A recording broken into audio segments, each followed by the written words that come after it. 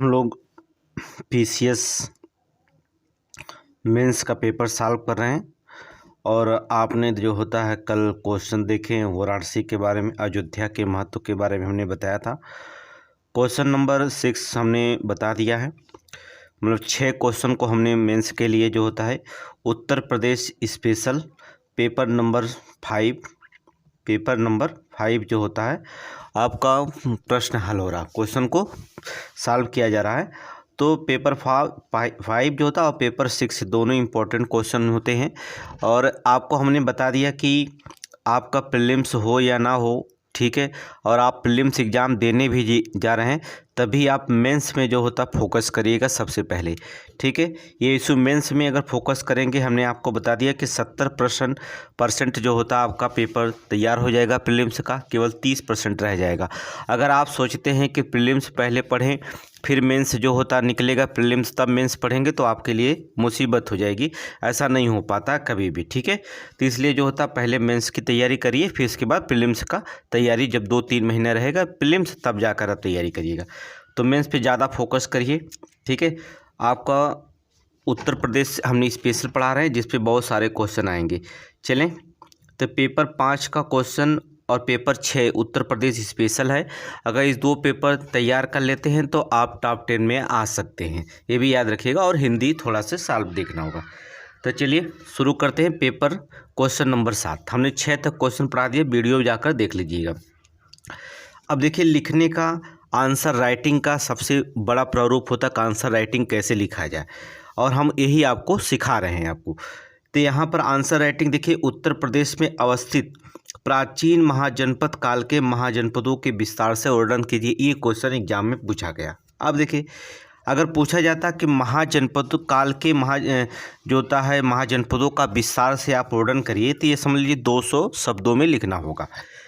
इसका पहले प्रारूप बनाइएगा। अगर आप प्रारूप बनाते हैं तो आपका एग्जामिनर अगर 8 नंबर का क्वेश्चन है तो 2 से या 3 क्वेश्चन आपको पहले ही दे देगा। अब हमें उत्तर प्रदेश में पता है 16 महाजनपदों में जो होता 8 महाजनपद उत्तर प्रदेश में है, ये आप जान लीजिए और इसको पढ़िएगा, ठीक है। भूमिका में आप लिखेंगे कि अंगुत्तर निकाय और भागवती सूत्र के अनुसार 16 महाजनपद थे और जिनमें से 8 महाजनपद उत्तर प्रदेश में अवस्थित हैं। हमने बताया आपको 8 महाजनपद उत्तर प्रदेश में अवस्थित हैं। आप चाहे तो इसको 400 शब्दों में लिख सकते हैं। आज वर्तमान में बहुत सारे जो महाजनपद का नाम चेंज हो गया है और एक महाजनपद में कई जिले बन चुके हैं उत्तर प्रदेश में, आपको आगे बताएंगे। देखिए, महाजनपद कौन कौन थे उत्तर प्रदेश में? कुरु, पंचाल, वत्स, चेद, मल्ल, काशी, सूरसेन और कौशल, ये जो होते हैं 8 महाजनपद उत्तर प्रदेश में थे। निष्कर्ष में लिखेंगे उत्तर प्रदेश के ये महाजनपद तत्कालीन उत्तर प्रदेश के समृद्धि को क्या करते हैं, दर्शाते हैं, ये आप लिखेंगे। अगर ये प्रारूप आपने पहले इतना बता दिया तो एग्जामिनर आपको समझ जाएगा कि हम लड़का इसके बारे में जानकारी है पूरी तरह से, क्योंकि यहाँ पर आपने जो प्रारूप बनाया उत्तर का प्रारूप पहले एग्जामिनर को दर्शा दिए कि ये ऐसा है, तो एग्जामिनर आपसे प्रभावित हो जाएगा, ठीक है। अब आप भूमिका में लिखेंगे क्या? उत्तर लिखते समय भूमिका लिखेंगे कि अंगुत्तर निकाय भागवती सूत्र के अनुसार 16 महाजनपद थे जिनमें 8 जनपद उत्तर प्रदेश में अवस्थित हैं। प्राचीन काल में गंगा के मैदान में स्थित उत्तर प्रदेश मध्य क्षेत्र कहलाता था, ठीक है। इसके 8 महाजनपद अग्रलिखित है। अब यहाँ पर विस्तार कर देंगे अग्रलिखित का। और दूसरी चीज़ हमने बताया कि पहला प्रारूप बना लीजिएगा, फिर 8 महाजनपदों का जो होता अगर आप लिख नहीं पाते हैं तो यहाँ पर आप चित्र से दर्शाएंगे तो 1 नंबर आपको एग्जामिनर दे देगा, क्योंकि यहाँ पर देखेंगे 8 महाजनपद हैं कहाँ कहाँ। कुरु देख लीजिए कहाँ है, कुरु वर्तमान में इंद्रप्रस्थ। पंचाल, कुरु की राजधानी इंद्रप्रस्थ थी। पंचाल की राजधानी उत्तरी दक्षिणी 2 राजधानियाँ थीं, अर्थात कौशल, मल्ल, काशी, वत्स, चेद और सूरसेन। अगर इस चित्र को आप दर्शा देते हैं, इस चित्र को बना देते हैं तो 1 नंबर यहाँ से मिल जाएगा आपको। सोचिए, चित्र को दर्शाने पर ही 1 नंबर मिलेगा, इसलिए चित्र को जरूर आप पढ़िएगा। अगर उत्तर प्रदेश आप पढ़ रहे हैं तो चित्र को बनाना सीखिए, ठीक है, और आप दर्शाना सीखिए, जरूर से जरूर दर्शाना सीखिए, जिससे आपको अच्छा नंबर मिलेगा। चित्र को से प्रभावित होगा एग्जामिनर। 8 अंक का रहेगा तो हो सकता है चित्र पर 2 अंक दे दे, प्रारूप पे 3 अंक दे दे, 5 अंक तैयार हो जाएगा, आप टॉप 10 में आ जाएंगे। ठीक है, ये लिखे ना लिखें लेकिन ये आपका नंबर मिल गया। ठीक है, कौशल, अब 8 महाजनपद में कौशल के बारे में लिख दीजिए कि अवध क्षेत्र में स्थित है। 2 राजधानियां थी, एक साकेत अयोध्या और दूसरी श्रावस्ती थी। शतपथ ब्राह्मण में इसका उल्लेख, बस इतना ही लिखना है। काशी वर्तमान में वाराणसी क्षेत्र में अवस्थित है। प्राचीन काल में शिक्षा और शिल्प व्यापार के लिए प्रसिद्ध है। इसके पहले हमने क्वेश्चन इसको पढ़ाया था। फिर आप लिख लीजिए मल्ल वर्तमान में गोरखपुर और देवरिया क्षेत्र आते हैं। इसकी राजधानी पावा थी, मल्ल की राजधानी पावा या कुशीनगर थी। कुशीनगर में बुद्ध महापरिनिर्वाण की प्राप्ति हुई, इसको आप जानते ही हैं, इसमें बताने की जरूरत नहीं। चेद आधुनिक में बुंदेलखंड क्षेत्र पड़ता है। इसकी राजधानी सुक्तिमती थी। चेद की राजधानी क्या थी? सुक्तिमती थी। और प्रसिद्ध शासक जो थे शिशुपाल थे, अर्थात महाभारत में इनका वर्णन मिलता है। अब याद रखिएगा, ये प्रीलिम्स का भी तैयार हो रखने, मेंस के सहित देखिएगा। रिटन में हमने बताया कि अगर आप मेंस की तैयारी करते हैं 70% जो होता है आपका प्रीलिम्स तैयार हो जाएगा, इसलिए फोकस हमेशा मेंस पे करनी चाहिए आपको। ठीक है, इसके बाद देखेंगे वश जो था, वश आधुनिक में एक कौशाम्बी है। यह प्रयागराज क्षेत्र आता। प्रयागराज अर्थात इसकी राजधानी वर्ष की कौशाम्बी थी। आज नगरीय स्थल कहा जाता था। जैन और बौद्ध धर्म का ये केंद्र था। सूरसेन था, सूरसेन की राजधानी मथुरा थी। बुद्ध के काल में यहाँ जो होता था राजा अवंती पुत्र थे। ठीक है, कुरु की राजधानी देखेंगे इंद्रप्रस्थ थी। ठीक है, सबकी राजधानियाँ आपको याद होंगी। आधुनिक में दिल्ली मेरठ क्षेत्र आता है, कुरु वाला क्षेत्र में। यहाँ के लोग प्राचीन काल में बुद्धि बल के लिए प्रसिद्ध थे। किसके लिए? बुद्धि बल के लिए प्रसिद्ध थे मेरठ के लोग। पांचाल की राजधानी लिखना होगा तो 2 राजधानियाँ इसकी लिखेंगे, एक काम्पिली थी, दूसरा अहिच्छत्र थी। ठीक है, आधुनिक में रुहेलखंड के बरेली, बदायूं और फर्रुखाबाद जो था पंचाल क्षेत्र आते थे। वर्तमान में इनका नाम देखिए, हमने कहा ना कि एक क्षेत्र का नाम जो था महाजनपद जो होते थे उसमें कई जनपद हो गए। महाजनपद थे भाई, तो कई जनपद हो गए। बरेली, बदायूं और फर्रुखाबाद आते हैं इसमें। ठीक है, अब ये 8 महाजनपद का वर्णन कर दिया हमने, 200 शब्दों से ऊपर तैयार कर लिया। निष्कर्ष में वही लिखेंगे, उत्तर प्रदेश महाजनपद तत्कालीन उत्तर प्रदेश समृद्धि को दर्शाता है। इनके विकास का मुख्य कारण गंगा यमुना की उपजाऊ भूमि थी।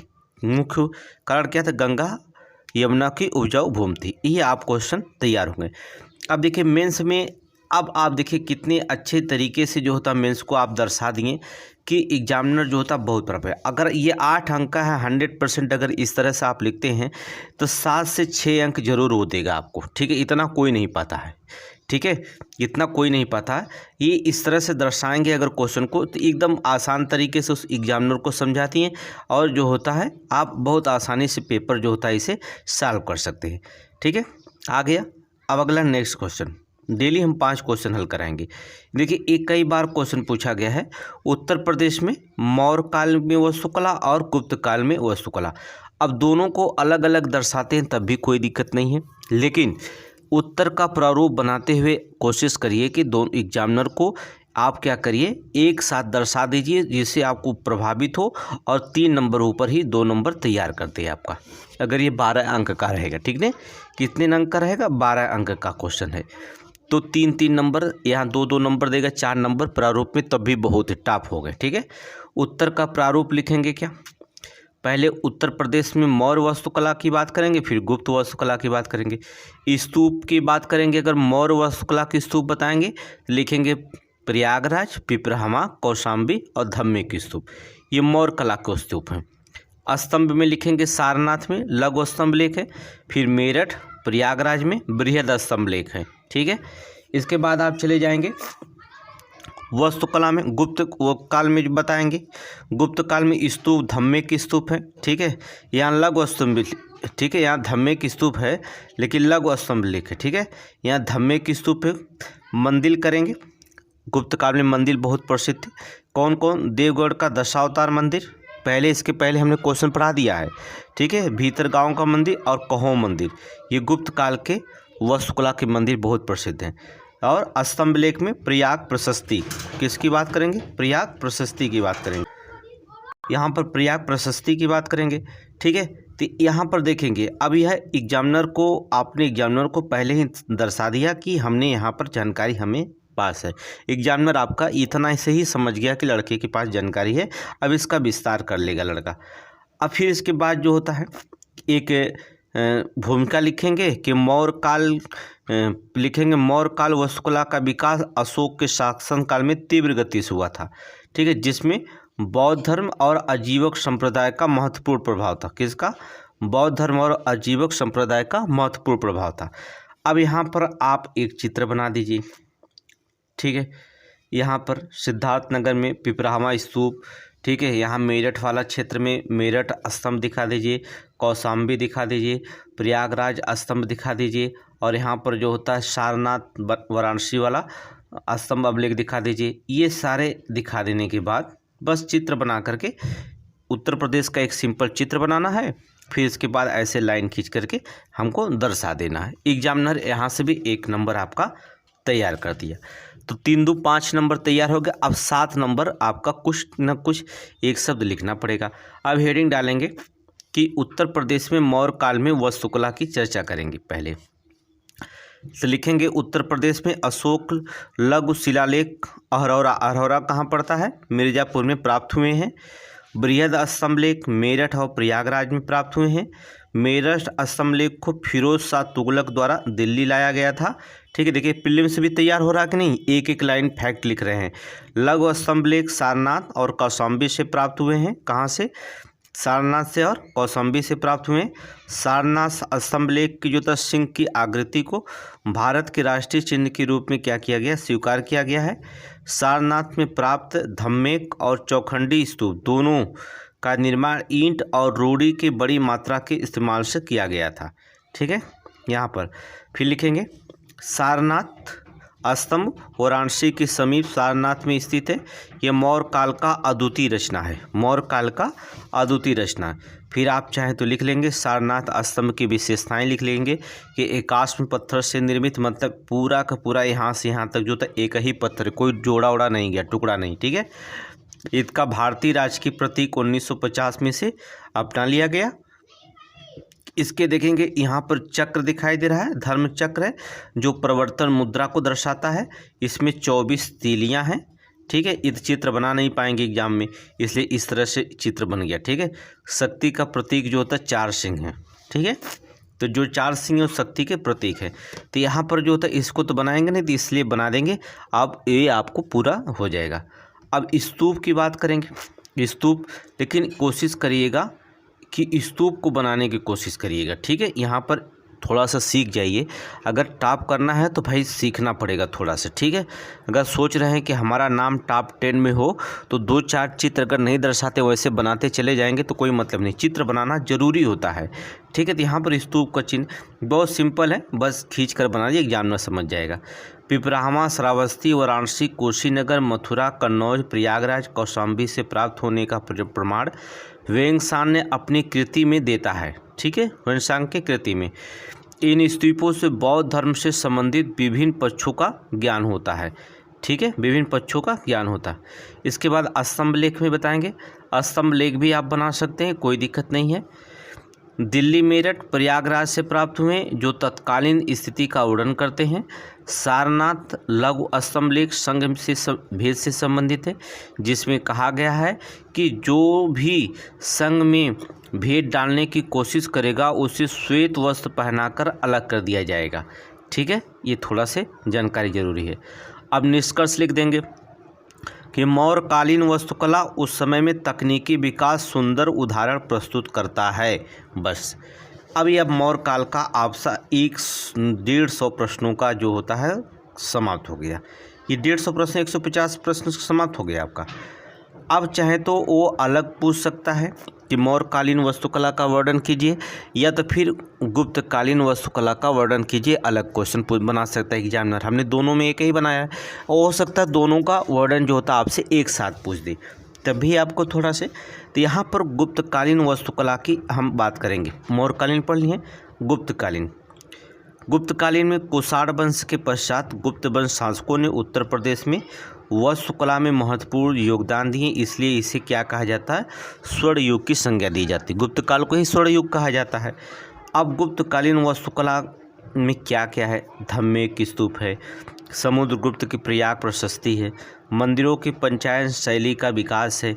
ठीक है, प्रमुख मंदिर में हमने अभी भी बताया ऊपर, देवगढ़ का दशावतार मंदिर ललितपुर में स्थित है, भीतरगांव का मंदिर कानपुर में स्थित है, कहोम का मंदिर देवरिया में स्थित है, शिलालेख में मथुरा, गढ़वा, भीतरी स्तंभ लेख। अगर ये पूरी लिख दी इतना तो आपका समझ लीजिए पूरा गुप्तकालीन वास्तुकला का वर्णन आपने कर दिया, इतना लिख दिए तो ठीक है। अब इसके विशेषताओं के बारे में देखेंगे, चित्र भी देख लीजिएगा। अगर बनाना होगा चित्र बनाना, हमने कहा कि हर एक प्रश्न में चित्र बनाना होगा उत्तर प्रदेश पढ़ते समय।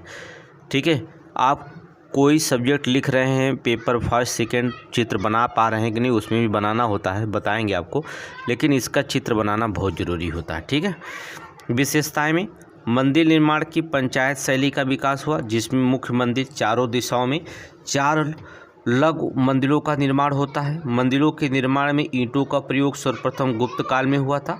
कहाँ हुआ था? ईंटों का प्रयोग कब हुआ था? गुप्त काल में। पत्थर ईंटों का अद्वितीय प्रयोग देवगढ़ का दशावतार मंदिर है। ईंटों से निर्मित भीतरगांव मंदिर है। कहोम मंदिर का निर्माण स्कंदगुप्त के शासनकाल में हुआ था। यहाँ 5 जैन तीर्थंकरों और मूर्तियों की स्थापना का उल्लेख मिलता है। ठीक है, फिर लिखेंगे स्तंभ चतुष्कोण अष्टकोण आकृति में बने हुए हैं। धम्मे की स्तूप की नींव अशोक के समय में रखी गई थी। विस्तार जो था कुषाण काल में हुआ, जबकि गुप्त काल में पूर्णतः तैयार हुआ था। इसका निर्माण समतल धरातल पर किया गया था। ऊंचे चबूतरे, स्तंभ युक्त मंडप, ईंटों का प्रयोग या प्रदक्षिणा पथ। ठीक है, गुप्त शासकों के स्तंभ शीर्ष पर विष्णु के वाहन गरुड़ और सिंह की प्रतिमा समानतः उत्कीर्ण होती थी। ठीक है, भीतरी स्तंभ पर स्कंदगुप्त हुड़ों के प्रथम आक्रमण की विफलता का उल्लेख मिलता है। प्रयागराज में प्रयाग प्रशस्ति चंपू शैली का प्रयोग हर्षेण द्वारा निर्मित है, जो समुद्रगुप्त विजय अभियानों का उल्लेख मिलता है। निष्कर्षतः कहा जाता है कि गुप्त शासकों के द्वारा वास्तुकाल के क्षेत्र में योगदान के कारण ही इसे स्वर्णिम युग कहा जाता है। बस इतना ही लिखना है। अब बताइए क्या चीज़ इसमें आप नहीं जानते?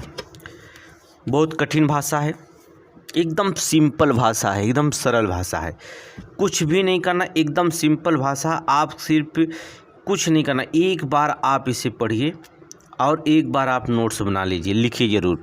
ठीक है, एक बार नोट्स बनाइए, आप देखेंगे कि इसको लिखते रहेंगे तो आप जो होता नोट्स बनाते रहेंगे तो एकदम स्लो से आप देख लीजिएगा, स्पीड टाइम थोड़ा स्लो कर लीजिएगा और लिखते रहिएगा तो समझ जाइएगा कि पूरी तरह से आप तैयार हो जाएंगे। ठीक है, तो आप समझ गए कि क्वेश्चन आ गया उत्तर प्रदेश में मौर्य काल की वास्तुकला और गुप्त काल की वास्तुकला। पहले आप एक प्रारूप बना देंगे ऊपर, फिर मौर्य काल का वर्णन करेंगे तो मौर्य काल का दर्शा देंगे कौन कौन सा दर्शाना है। इसके बाद जो होता आप फिर क्या करिएगा, गुप्त काल की बात करेंगे तो गुप्त काल के बारे में दर्शा दीजिएगा। बस आपका क्वेश्चन तैयार। नेक्स्ट क्वेश्चन चलिए बहुत इंपॉर्टेंट क्वेश्चन है, 12 अंक का है। प्राचीन काल में उत्तर प्रदेश के संदर्भ में वास्तुकला के विकास और महत्व का वर्णन करिए। पहले क्वेश्चन को समझने की आप कोशिश करिए। क्या कहता है, कहाँ की बात करता है? प्राचीन काल की। क्या पूछ रहा है? 2 चीज़ें पूछ रहा है, वास्तुकला का विकास और महत्व। ठीक है, तो पहले आप विकास और महत्व दोनों को आप बताएंगे, किसके? मौर्य कला, और आप इसमें लेके चलेंगे प्राचीन भारत में जो होता उत्तर प्रदेश में वास्तुकला के विकास में 2 चीज़ें आप थे अभी ऊपर पढ़े हैं, मौर्य काल की और मौर्य काल की, वह गुप्त काल की। ठीक है, तो दोनों को बताएंगे कि मौर्य काल का विकास क्या हुआ था और वास्तु गुप्त कला के जो होता गुप्त काल का विकास, तो आप दोनों तैयार हो जाएंगे। देखिए प्रारूप क्वेश्चन वही ऊपर वाला है, लेकिन पूछने का तरीका अलग है, और यहाँ पर उसका जब पूछने का इसके महत्व और विकास की बात करता है तो इसकी 2 चीज़ें अलग हो जाएंगी। तो मौर्य काल में वास्तुकला का विकास में देखें क्या कैसी क्वेश्चन का प्रारूप है, पहले ध्यान से आप इसे देखेंगे। ठीक है, वास्तुकला के विकास में देखेंगे, पहले भूमिका लिखेंगे। उत्तर प्रदेश में विभिन्न महाजनपद मौर्य, कुषाण, गुप्त, हर्ष इत्यादि का प्राचीन काल में शासन रहा है। इन्होंने वास्तुकला के निर्माण में महत्वपूर्ण योगदान दिया। ये पूरा निष्कर्ष लिखेंगे, ठीक है। जो तो वास्तुकला के विकास में लिखेंगे हड़प्पा, आलमगीर और हुलास, ठीक है। वास्तुकला के विकास, प्राचीन दे दिया ना, इसलिए प्राचीन को दिखाना पड़ेगा आपको। अब वास्तुकला के विकास दो चीज़ में दिखा देंगे, मौर्य काल में विकास और गुप्त काल में विकास। चुनार बलुआ का पत्थर, सारनाथ स्तंभ, स्तूप कुशीनगर, स्तंभलेख दिल्ली, मेरठ, प्रयागराज, ये मौर्य काल में अभी ऊपर आपने पढ़ा है। गुप्त काल में पढ़ा है क्या, पंचायत शैली मंदिर, ईंट पत्थर का प्रयोग हुआ था, धम्मे स्तूप और स्तंभ का प्रयोग हुआ था, ठीक है। महत्व में क्या लिखेंगे, महत्व में लिखिएगा पर्यटन, सॉफ्ट डिप्लोमेसी, तत्कालीन परिस्थितियों की जानकारी, क्रमिक विकास का ज्ञान, ये महत्व इसको दर्शाता। महत्व में ये लिखना होगा, ठीक है। अब उसके बारे में मत लिख देना कि सुंदर है ये फलाने ढंगाने। ऐसा एग्जामिनर आप एसडीएम बनने जा रहे हैं, पीसीएस के एग्ज़ाम देने जा रहे हैं, तो आपको बहुत इंपॉर्टेंट चीज़ वहीं लिखना पड़ेगा, ठीक है। तो पर्यटन और सॉफ्ट डिप्लोमेसी, तत्कालीन परिस्थितियों की जानकारी, क्रमिक विकास का ज्ञान। निष्कर्ष में लिख देंगे कि प्राचीन काल में वास्तुकला तत्कालीन उत्तर प्रदेश की समृद्धि को दर्शाती है, ठीक है। निष्कर्ष ऊपर वाला ही लिखेंगे तभी। एक चीज़ याद रखिएगा कि भूमिका और निष्कर्ष, ये दो चीज़ आपके स्थिति को दर्शाएंगे कि आप लिख पाएंगे कि नहीं, ये भी याद रखना। भूमिका पहले एग्जामिनर देखता है कि लड़का क्या भूमिका में एक लाइन में क्या लिखा, और निष्कर्ष में ये देखता है एग्जामिनर कि निष्कर्ष उसने दिया क्या है। दो चीज़ आप पर डिपेंड करता है। निष्कर्ष सबसे बड़ा है कि आपकी सारी चीज़ पढ़ लीजिए, अंत में आपको निष्कर्ष ही देना पड़ेगा, तो निष्कर्ष सबसे बड़ा इम्पोर्टेंट चीज़ होता है, ठीक है। निष्कर्ष और भूमिका। अब हम लिखेंगे कैसे, पहले चित्र देख लीजिए। कुशीनगर स्तूप, धम्मे की स्तूप, आप चाहें तो इसको बना सकते हैं, इसको भी बना सकते हैं, लेकिन वहाँ पर बनाने का तरीका अलग होगा। हम उसका चित्र एक दूसरे तरीके से बनाकर आपको दिखाएंगे, ठीक है। चलिए अब क्वेश्चन में लिखेंगे उत्तर प्रदेश में विभिन्न महाजनपद मौर्य, कुषाण, गुप्त, हर्ष इत्यादि का प्राचीन काल में शासन यहाँ रहा, जिन्होंने वास्तुकला के निर्माण में महत्वपूर्ण योगदान दिया। इसके अलावा उत्तर प्रदेश में पाषाण काल, हड़प्पा सभ्यता के कुछ प्राचीन साक्ष्य भी प्राप्त होते हैं। उदाहरण में लिखेंगे बेलन घाटी, लहुरा देव, सरायनहर, दमदमा और आलमगीर, ये जो होता यहाँ पर साक्ष्य प्राप्त होते हैं। अब यहाँ पर देखेंगे, अब वहाँ पर देखेंगे मौर्य काल या मौर्योत्तर काल में चर्चा कर दीजिएगा। चुनार के बलुआ पत्थर में निर्मित अशोक के 4 स्तंभ स्थित हैं। कुशीनगर में निर्मित स्तूप गौतम बुद्ध के महापरिनिर्वाण स्थल को प्रदर्शित करता है। कुशीनगर अन्य स्तूप में लिख देंगे श्रावस्ती, कौशाम्बी और कपिलवस्तु से प्राप्त होते हैं। दिल्ली, मेरठ, प्रयागराज के स्तंभ लिखेंगे। कुषाण कालीन मंदिर या कुषाण कालीन मथुरा कला की गौतम बुद्ध की अद्वितीय मूर्ति पाई जाती है। धनदेव के लिखेंगे, धनदेव के अयोध्या अभिलेख से शुंग वंश की जानकारी मिलती है। धनदेव के जो अयोध्या अभिलेख है वहाँ से शुंग वंश की जानकारियाँ मिलती हैं। ये मौर्योत्तर काल में लिखेंगे। गुप्त काल में आप लिखेंगे, अभी ऊपर लिखा हमने गुप्त काल, ठीक है। वास्तुकला का स्वर्ण युग कहा जाता है। ये क्वेश्चन हमने ऊपर पहले ही दर्शा दिया है कि वास्तुकला का स्वर्ण युग कहा जाता है यहाँ पर, ठीक है। कला और संरक्षण, सौंदर्यता उसे पुरस्कृत करने में योगदान है। विभिन्न मंदिरों का निर्माण हुआ, जैसे देवगढ़ का दशावतार मंदिर, भीतरगांव का मंदिर, कहोम का मंदिर, ठीक है। विभिन्न मंदिरों का गुप्त काल में निर्माण हुआ था, और ऊपर हमने बता दिया, इसको पढ़े होंगे क्वेश्चन को, ठीक है। बस जानकारी आपके पास है तो बड़े आसानी से लिख सकते हैं, बस लिखने का तरीका जान जाइए। धम्मे की स्तूप, प्रयाग प्रशस्ति, पंचायत शैली का विकास हुआ, पत्थर और ईंटे का अद्वितीय प्रयोग हुआ था, ठीक है। महत्व में इसमें लिखेंगे क्या क्या, महत्व ऐसे बनाकर लिखेंगे। इस तरह से लिखने का भी तरीका आप जान लीजिए, चित्र बना करके खींच करके लिखना एग्जामिनर प्रभावित होता है, ठीक है। जैसे जैसे यहाँ चित्र बनाया जा रहा है वैसे सीख जाइएगा, ठीक है। कला की उत्कृष्टता थी, पर्यटन और सॉफ्ट डिप्लोमेसी, प्राचीन काल में धार्मिक, सामाजिक और राजनीतिक स्थिति का ज्ञान था, भारतीय संस्कृति और सभ्यता का परिचायक है, वास्तुकला के क्रमिक विकास का प्रदर्शन है, ठीक है, सांस्कृतिक गौरव है और मानवीय बुद्धि विकास का परिचायक है। बस इतना लिखेंगे, ठीक है।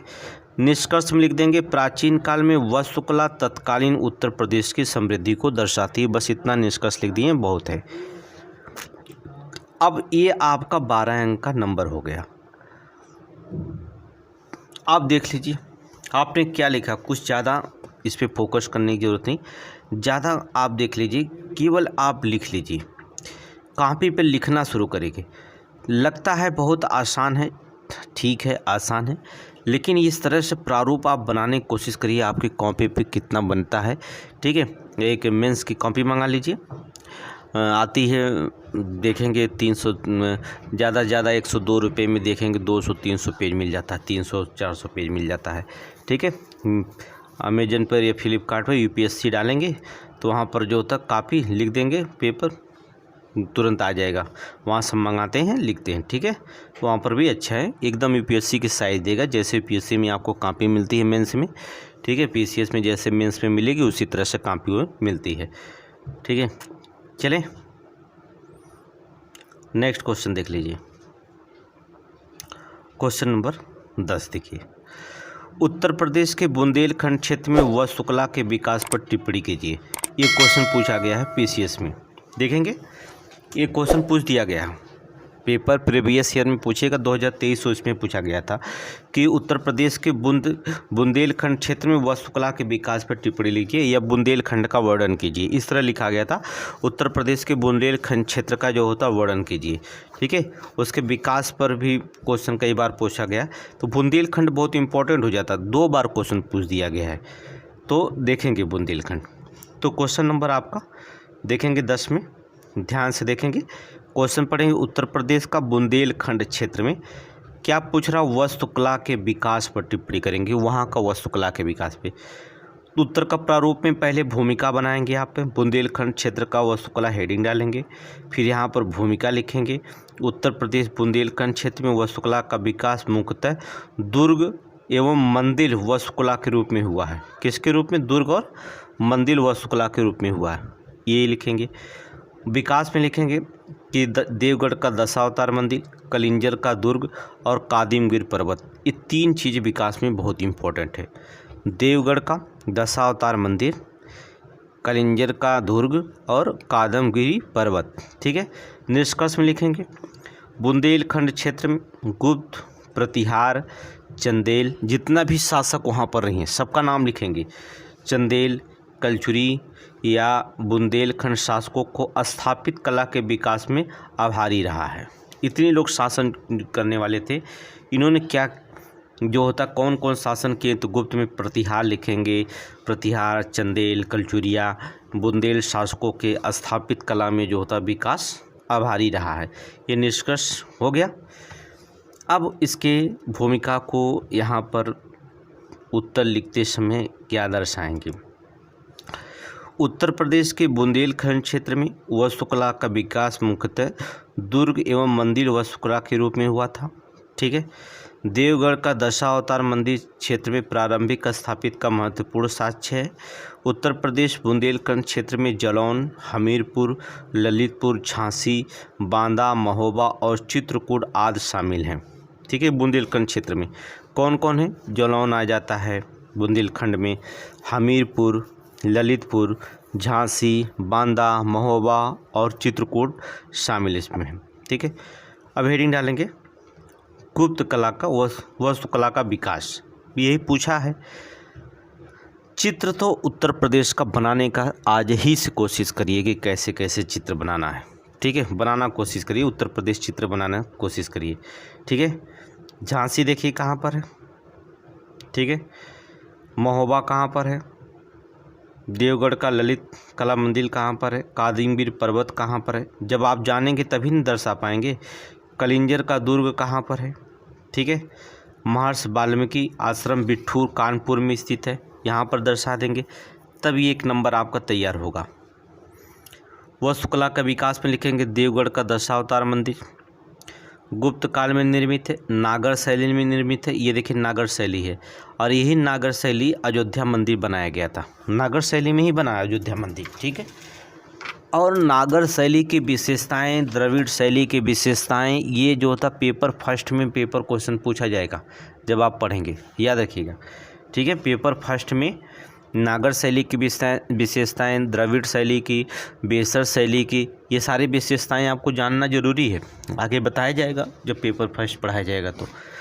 तो गुप्त काल मंदिर में निर्मित है, नागर शैली में निर्मित है, भगवान विष्णु को समर्पित है। ठीक है, देवगढ़ का दशा अवतार मंदिर किसको समर्पित है? भगवान विष्णु को समर्पित है। गर्भगृह की दीवारों पर देवी देवताओं की छवि अलंकृत है। ठीक है, फिर इसके बाद कलिंजर का दुर्ग के बारे में बताएंगे, कलिंजर का दुर्ग के बारे में देखेंगे। चंदेल शासकों ने बनवाया था। बिठूर में वाल्मीकि आश्रम अवस्थित है, जो हिंदुओं का पवित्र आश्रम है। इस किले के अंदर अनेक भवन और मंदिर हैं, जिन पर बारीक नक्काशी और डिजाइन बनाई हुई है। ठीक है, ग्रेनाइट पत्थरों का प्रयोग हुआ है। किसका? ग्रेनाइट पत्थरों का प्रयोग हुआ है। चंदेल शासकों ने अनेक झीलें, मंदिरों तथा दुर्गों का निर्माण कराया था, जिसमें रोहला सागर झील, सूर्य मंदिर, विजय सागर झील आदि प्रमुख हैं। कलिंजर में नीलकंठ मंदिर, जिसे जो होता है परमित देव ने बनवाया था। ठीक, ये बहुत इंपॉर्टेंट है। परमर्दी देव जो बनवाए थे, बहुत इंपॉर्टेंट है। ठीक, परमर्दी देव ने बनवाया था। झांसी का प्रसिद्ध एवं भव्य किला वास्तुकला में का सुंदर उदाहरण मिलता है। कादमगिर पर्वत, रानी महल, जैन मंदिर, 84 गुंबद आदि जो होता है यहाँ का प्रमुख है।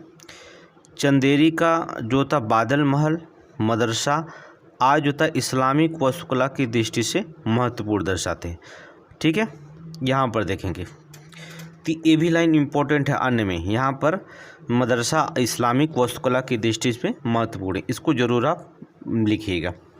ठीक है, निष्कर्ष में क्या लिख देंगे आप? एक लाइन लिखिएगा, बुंदेलखंड गुप्त क्षेत्र, गुप्त प्रतिहार, चंदेल और कुलचरी बुंदेल शासकों के स्थापित कला के विकास का आभारी है। ठीक है, अब देखिए पूरा क्वेश्चन तैयार हो गया। ठीक है, फिर से देख लीजिए, ये क्वेश्चन आप पढ़ना होगा, प्रारूप बनाना होगा। ठीक है, इसके बाद जो होता है इसी को विस्तार करना होगा। सारे चीज़ का अगर क्वेश्चन आप 400-500 क्वेश्चन अगर इस तरह से प्रारूप बना लेते हैं और नहीं लिखते भी हैं, लेकिन प्रारूप अगर बनाने का ढंग आपके पास है, ठीक है, तीसरा नोट्स बनाते समय जो हम बना रहे हो तो पूरा आप लिख ले रहे हैं, लेकिन जब अपने से क्वेश्चन को नोट्स बनाएंगे तो उस समय इस तरह से प्रारूप केवल बनाते रहेंगे अपनी कॉपी पे, इसका विस्तार एग्जाम में रिपीट करने में बहुत आसान होगा। ठीक है, अगर उसका विस्तार नहीं कर पा रहे हैं तो एक प्रारूप का बना दीजिए ना इस तरह से, और उसको 60 नोट्स बनाइए, फिर उसका विस्तार आप कर सकते हैं। इतना पढ़ लेंगे आप, ठीक है, इतने एग्जाम पढ़ लेंगे कि आप इसका प्रारूप बना करके विस्तार कर सकते हैं। तो क्वेश्चन जितना चाहे, जितने क्वेश्चन चाहे उतने का प्रारूप आप बनाती रहिएगा। ठीक है, और हमसे क्वेश्चन ले लीजिएगा, कोई दिक्कत नहीं है। आगे चलें, अगला क्वेश्चन नंबर 11 बहुत इम्पोर्टेंट है। प्रयागराज में आयोजित होने वाले कुंभ के सांस्कृतिक महत्व को बताते हुए उसका वर्णन कीजिए। इस बार महाकुंभ लगा था, आप देखे होंगे कई घटनाएं हुई थी। ठीक है, जिसकी जांच पूर्व मुख्य न्यायाधीश हर्षित कुमार को दिया गया था। ठीक है, तो हर्ष, ठीक है, तो दिया गया था हर्ष जी को। तो वहाँ पर भी आप उसको देखेंगे, तो अगर दर्शाना होगा तो दर्शा दीजिएगा। बहुत प्राचीन अगर तत्कालिक घटनाएं पूछता है अगर प्रयागराज में, तो उसको भी दर्शाना होगा। ठीक है, लेकिन यहाँ पर जो होता है क्वेश्चन पूछ रहा है कि प्रयागराज में आयोजित होने वाले कुंभ के सांस्कृतिक महत्व को बताते हुए इसका वर्णन करिएगा। बहुत आसान है, समझ जाएंगे। ठीक है, उत्तर का प्रारूप प्रयागराज कुंभ, हेडिंग डालेंगे। भूमिका में लिखेंगे, भारत में 4 स्थानों पर कुंभ का आयोजन होता है। उनमें से एक प्रयागराज है, जो गंगा यमुना सरस्वती के स्तंभ पर, संगम पर स्थित है। बस इतना लिखेंगे। तो महाकुंभ जो होता है कितने स्थानों पर लगता है? 4। ठीक है, कुंभ मेला कितने स्थानों पर लगता है? 4। आप बताएंगे तो आप हमें बताइएगा कि इसके अलावा प्रयागराज का 3 हमें कमेंट में बताइएगा। 3 आप कमेंट में बताइएगा कि कहाँ कहाँ पर लगता है 3। ठीक है, अभी बता देंगे तो आप जान ही रहे ना। 3 बताइएगा, थोड़ा से कमेंट में अभी बताइएगा, क्योंकि आगे हम बता रहे हैं। सांस्कृतिक महत्व के बारे में बताएंगे। विश्व का सबसे बड़ा सांस्कृतिक और धार्मिक मेला है। आपको पता है कि गिनीज वर्ल्ड में रिकॉर्ड बना लिया अपना है महाकुंभ। समझ रहे हो ना, सबसे बड़ा मेला, पूरे विश्व का सबसे बड़ा मेला महाकुंभ लगा है। ठीक है, एक वर्ल्ड रिकॉर्ड है ये इसका, ये भी याद रखिएगा। प्रत्येक 12 वर्ष में महाकुंभ लगता है। इस बार लिखेंगे 2025 में लगा। ठीक है, सभी धर्म जात के लोग आस्था होती है, पाप में मुक्ति और मोक्ष की प्राप्ति होती है। सांस्कृतिक महत्व यही बताएंगे। निष्कर्ष में लिखेंगे प्रयागराज कुंभ न केवल धार्मिक आस्था बल्कि आध्यात्मिक सहिष्णुता और विविधता में एकता का प्रतीक है। ठीक है, क्योंकि सभी धर्म, सभी देश हैं, सभी धर्मों के मतलब देखेंगे, सब ब्रिटेन, जर्मनी, अफ्रीका, सभी देशों के महाकुंभ में जो होता आगमन हुआ था, इतनी भीड़ थी। ठीक है, वर्ल्ड रिकॉर्ड है इसका है। तो सारी चीज़ इसमें दर्शाएंगे जिससे एग्जामिनर प्रभावित हो यहाँ पर सांस्कृतिक महत्व में। अब लिखने का तरीका देखेंगे। इस बार का जो लोगो है, अगर आपने नहीं देखा होगा, इस बार का लोगो आप देख लीजिए, यही बना था। सर्वसिद्धि प्रदाय कुंभ, कलश था, ओम लिखा गया था, कुंभ था, दर्शाया गया था। ठीक है, एक झंडा था जिसमें हनुमान जी ले रहे थे। ठीक है, मंदिर बनाया गया था। ये लोगो इस बार का है, हमने इसको यहाँ पर रख दिया। इस बार का अगला लोगो जो होता है 2025 का लोगो जो होता है, जो कुंभ महाकुंभ है, उसको आगे रखा गया है। ये हमने इसको लिखा है। तो भारत में भूमिका में लिखेंगे, भारत में 4 स्थानों पर कुंभ का आयोजन होता है। उसमें से एक प्रयागराज है जो गंगा यमुना सरस्वती के संगम पर स्थित है। ठीक है, सांस्कृतिक महत्व में लिखेंगे प्रत्येक 12 वर्ष में महाकुंभ का आयोजन होता है। यहाँ पर आप लिख लीजिएगा 2025 में जो होता है इसका आयोजन हुआ था।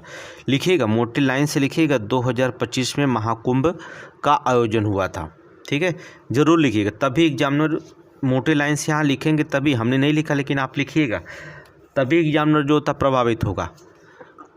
ठीक है, जो गिनीज वर्ल्ड रिकॉर्ड में शामिल हुआ, ये भी जान लीजिए, बहुत यहाँ पर ज़रूर आप लिखिएगा। पौराणिक कथा के अनुसार समुद्र मंथन से निकले हुए अमृत की 4 बूंदें 4 जगह पे गिरी थी, उनमें से एक जो था प्रयागराज था। ठीक है, लोगों की मान्यता के अनुसार संगम में स्नान करने से पाप धुल जाते हैं और मोक्ष की प्राप्ति होती है। यहाँ का कुंभ महत्वपूर्ण माना जाता है क्योंकि यह ज्ञान और प्रकाश की दिशा को जो होता है चिन्हित करता है। किसको? प्रकाश की दिशा को चिन्हित करता है। देश विदेश के लोग यहाँ स्नान करने आते हैं। सभी जात धर्म के लोग यहाँ आयोजित में मेले में किसी न किसी रूप में भाग लेते हैं। ये सांस्कृतिक महत्व है। और भी जितना आप लिखना होगा लिख सकते हैं।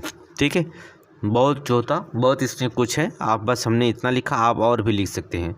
महाकुंभ का निर्धारण जो होता है बृहस्पति, सूर्य और चंद्रमा की राशियों के संयोजन के अनुसार सटीक तिथि पर किया जाता है। ठीक है, ये बहुत इंपॉर्टेंट लाइन है। ठीक है, ये विभिन्न सांस्कृतिक सभ्यता, भाषा, बोली, परंपरा, भोजन, रहन सहन की अतुलनीय संगम होता है। कुंभ मेला जो होता है कल्पवासियों, साधुओं और यात्रियों का एक समागम होता है। ठीक है, समझ गए। अब निष्कर्ष में लिखेंगे प्रयागराज कुंभ न केवल धार्मिक आस्था है बल्कि आध्यात्मिक सहिष्णुता और विविधता की एकता का प्रतीक माना जाता है। अब इतना तो हमने इम्पोर्टेंट लाइन लिखा है। ठीक है, और भी बहुत सारे इसमें महत्व हैं जो होता है कुंभ लगता क्यों है।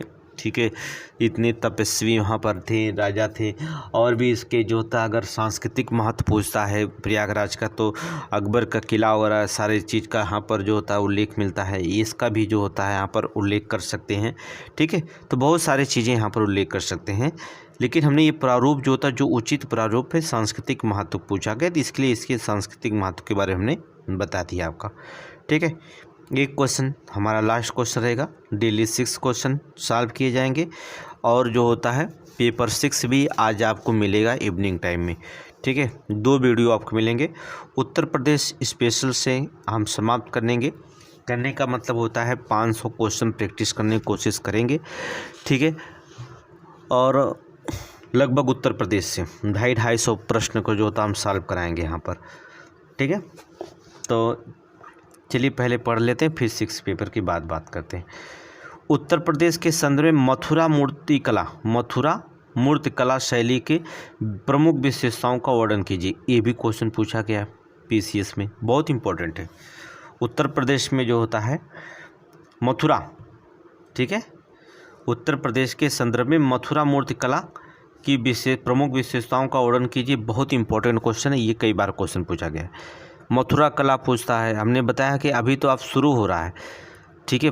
फर्स्ट पेपर पढ़ेंगे तो वहाँ भी मथुरा, मौर्य काल, वस्त्र, नागर शैली, बेसर शैली का पेपर प्रश्न होगा, ठीक है, पेपर फर्स्ट में, ठीक है। कहने का मतलब होता है कि धीरे धीरे आपके पास जो होता है सबसे बड़ी चीज़ होती है, अगर आपके पास माइंड कंसेप्ट है, आप लिखना चाहते। बहुत सारे बच्चों के पास एक प्रॉब्लम होती है कि उनके पास जो होता है माइंड कंसेप्ट होता है, मतलब हम लिख लेंगे, उनको पूरा भरोसा होता है कि हम लिख लेंगे एक क्वेश्चन, हमें ये आ रहा है, लेकिन उनके पास एक चीज़ की प्रॉब्लम होती है कि शब्द की कमी हो जाती है। किस चीज़ की? शब्द की कमी। लिखने के लिए वो जानते हैं कि हम इसको लिख लेंगे, वो सारे चीज़ जान रहे हैं कि उसके बारे में, लेकिन बस उनके अंदर एक चीज़ कमी होगी कि वो शब्द की कमी आ जाती है। अब इन शब्द की कमी देखिए कैसे दूर होगी, जब आप क्वेश्चन को धीरे धीरे पढ़ेंगे या पेपर कटिंग पढ़ेंगे, ठीक है, पेपर न्यूज पढ़िए डेली, और जो होता है प्रश्नों को ज़्यादा से ज़्यादा पढ़ेंगे, तब आपको जो होता है शब्द का भंडार धीरे धीरे हो जाएगा। आप बहुत सारे नए नए शब्द आएंगे जो आप सीखेंगे, तो आप बहुत आसानी से पेपर को सॉल्व करेंगे। तो सबसे बड़ी चीज़ होती है कंसेप्ट में शब्द का भंडार, ठीक है, ये कमियां होती हैं। चलिए, उत्तर प्रदेश के संदर्भ में मथुरा मूर्तिकला शैली के प्रमुख विशेषताओं का वर्णन करेंगे। पहले चित्र को बनाएंगे, ठीक है, प्रारूप लिखेंगे, हेडिंग डालेंगे मथुरा मूर्तिकला शैली, भूमिका में लिखेंगे उत्तर प्रदेश के मथुरा क्षेत्र में विकसित मूर्तिकला का उद्भव ईसा पूर्व प्रथम शताब्दी के अंत में कुषाण शासकों के संरक्षण में हुआ था। कहाँ पर हुआ था? कुषाण शासकों के संरक्षण में हुआ था। अब यहाँ पर देखेंगे इसकी विशेषताएं पूछा, तो विशेषताओं में लिखेंगे आप संस्कृति, धर्म, कला की त्रिवेणी दर्शन है। क्षेत्रीय विस्तार में लिखेंगे अहिच्छत्र, श्रावस्ती, वाराणसी और कौशाम्बी तक है। लाल बलुआ पत्थर का प्रयोग हुआ है। श्रृंगार रस का पर्याप्त चित्रण है। भगवान बुद्ध की अधिकांश मूर्तियों में आभा मंडल दिखाया गया है, ठीक है, बहुत इंपॉर्टेंट है। मथुरा कला में बुद्ध की मूर्तियां विविध रूपों, आसन पर बैठे हुए, भूम स्पर्श मुद्रा, अभय मुद्रा, धर्मचक्र परिवर्तन आदि में निर्मित है। बुद्ध धर्म से संबंधित सूर्य प्रतिमा, चतुर्भुज विष्णु मंदिर प्रतिमा, संकीर्ण मूर्ति आदि जो होता निर्मित है। ये चीज़ें इतना आप पेपर में लिख लीजिएगा। निष्कर्ष तो आप कुछ भी लिखते हैं, मौलिकता, सुंदरता और रचनात्मक दिखाई देती है, लेकिन ये विशेषताएं सबसे मोस्ट इम्पॉर्टेंट चीज़ होती हैं कि ये विशेषताएं आप जान लीजिएगा, ठीक है। इसको 2-3 बार पढ़िएगा, तो इसका विस्तार कर दीजिएगा। अगर ये प्रारूप बना लेते तो ठीक है, नहीं तो फिर विस्तार कर दीजिएगा। विस्तार करने में बहुत छोटा से, अगर उसने एग्जामिनर में 200 शब्द अगर बोल दिया एग्जामिनर, तो इसी को विस्तार करने में आपको कोई दिक्कत नहीं है। विशेषताएं विस्तार कर देंगे, भूमिका थोड़ा सा लिख करके, तब भी जो था 200 शब्द बड़े आसानी से तैयार हो जाएंगे। अब आपको भूमिका में क्या लिखना है? बस 2 लाइन लिखना है भूमिका में। तो उत्तर प्रदेश के मथुरा क्षेत्र में विकसित मूर्तिकला का उद्गम ईसा पूर्व की प्रथम शताब्दी के अंत में कुषाण शासकों के संरक्षण से हुआ है। बस इतना लिखिएगा, कुषाण शासकों के संरक्षण से हुआ है। मथुरा में कलाकार गंधार शैली में निर्मित बुद्ध के चित्रों से प्रभावित थे। किसके? बुद्ध के चित्रों से प्रभावित थे, ठीक है। अब नीचे लिखेंगे, इस तरह से बनाइएगा जरूर। मथुरा में जो होता है मूर्तिकला शैली में निर्मित मूर्तियां कौन कौन है? जैन तीर्थंकर महावीर स्वामी की, भगवान बुद्ध की प्रथम मूर्ति है, बनाइएगा जरूर, ठीक है। कनिष्क के सिर की विहीन प्रतिमा है, यक्ष प्रतिमा है, हिंदू देवी देवता का वर्णन है, ठीक है। इस तरह से जरूर बनाइएगा। अब यहाँ पर देखेंगे विशेषताओं में आप लिखेंगे, इसमें विशेषताएं में मथुरा मूर्तिकला से में जो था संस्कृति, धर्म और कला त्रिवेणियों के दर्शन होते हैं। मथुरा शैली का विस्तार, क्षेत्रीय विस्तार जो था अहिच्छत्र, श्रावस्ती, वाराणसी और कौशाम्बी तक जो था प्राप्त हुआ है। इस शैली में जो था लाल पत्थरों का प्रयोग किया गया है। श्रृंगार रस पर्याप्त चित्रण हुआ है। भगवान बुद्ध की जो होता अधिकांश मूर्तियों में आभा मंडल दिखाया गया है, ठीक है। ये देखेंगे आभा मंडल दिखाया गया है जो होता है, यह भगवान बुद्ध की अधिकांश मूर्तियाँ पाई जाएंगी उसमें। बुद्ध की मूर्तियाँ जो होता विविध रूपों में आसन पर बैठे हुए, भूमि स्पर्श मुद्रा, अभय मुद्रा और धर्मचक्र परिवर्तन में निर्मित हुई है।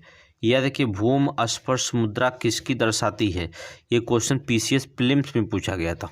ठीक है, भूमि को स्पर्श हुई मुद्रा में किसे दर्शाया गया, भगवान बुद्ध को। ठीक है, किसको, भगवान बुद्ध को। अभय मुद्रा, ये दोनों पीसीएस में प्रीलिम्स में पूछा गया था। बहुत सारे क्वेश्चन प्रीलिम्स में आपको ऐसे मिलेंगे जो मेंस तैयारी करते समय आपको मिल जाएंगे। ठीक है, हिंदू धर्म से संबंधित सूर्य की प्रतिमा, चतुर्भुज विष्णु प्रतिमा, संकर्षण की प्रतिमा मूर्ति निर्मित हुई है। ठीक है, इस शैली में निर्मित जैन तीर्थंकरों की मूर्तियां चौकोर प्रस्तुत पाठिका निर्मित आदि में मिलती हैं। मथुरा शैली में शारीरिक भाव भंगिमा, मौलिकता, सुंदरता और रचनात्मक विविधता का कलात्मक सृजन किया गया है। ठीक है, ये मथुरा शैली में। निष्कर्ष में मथुरा मूर्तिकला शैली न केवल उत्तर प्रदेश अपितु राष्ट्रीय और अंतर्राष्ट्रीय विकास में उच्च जोता मानकों पर प्रदर्शन करती है। या देखें उच्च मानकों पर जोता इसका प्रदर्शन होता है, ये आप इसे पता है आपको। ठीक है, तो ये आप समझ गए, लिख लेंगे कि नहीं। एक बार आप कोशिश करिए, मैं गारंटी देता हूँ, एक बार आप कोशिश करिए, आप बहुत आसानी से पेपर फॉर्म, बहुत समय आपके पास से आपके साथ लगे रहेंगे। ठीक है, देखेंगे मथुरा कला में क्या हमने लिखा, कुछ भी नहीं बताया। देखेंगे धीरे धीरे आपको पूरे शब्द का भंडार होता चला जाएगा, आप बहुत आसानी से जो होता आंसर इसका लिख लेंगे। ठीक है, तो वीडियो में देखेंगे पेपर 5 और 6 दो पेपर का सॉल्व कराएंगे। और डेली जो होता है 6 क्वेश्चन जो होता है, 6 क्वेश्चन को हम यहाँ पर जो होता है प्रश्न को हल करेंगे। पेपर 5 का 6 क्वेश्चन और पेपर 6 का भी 6 क्वेश्चन, 12 क्वेश्चन टोटल। आप 12 क्वेश्चन टोटल अगर एक दिन में टोटल जो होता है 12 क्वेश्चन करते हैं तो 30 दिन में पता है आपको कितना हो जाएगा, 12 3 36 360 प्रश्न हो जाएंगे आपके। बहुत अच्छे से तैयारी आपको हो जाएगी। ठीक है, यूपी फर्स्ट जो था उत्तर प्रदेश स्पेशल 5 और 6 पेपर तैयार हुए, बहुत बड़ी बात हो जाएगी आपके पास, बहुत सारे नंबर आपके यहाँ से उठेंगे बस चित्र का। तो बस वीडियो का जो होता है थोड़ा से ज़्यादा दोस्तों के पास अभी शुरू हुआ कल से, तो अभी किसी को पता नहीं चला, तो शेयर करेंगे तभी जो होता धीरे धीरे विस्तार हो पाएगा वीडियो का। तो ज़्यादा से ज़्यादा लोगों को शेयर करिए और चैनल पर नए हों तो सब्सक्राइब करके लाइक कर लीजिए, क्योंकि अभी कल शुरू हुआ मेंस के लिए। और आपको हिंदी भी धीरे धीरे आपके पास जो होता है टाइपिंग हो रही है, मिल जाएगी आपके। ठीक है, तो यहाँ पर आप लोग जो होता है इसका सपोर्ट करिए, तो ज़्यादा से ज़्यादा जोड़ेंगे तो लास्ट उतना ही उत्साह बनेगा हमारा और उतना ही क्वेश्चन बनाने में हमें जो होता आसानी होगी। ठीक है, थैंक यू।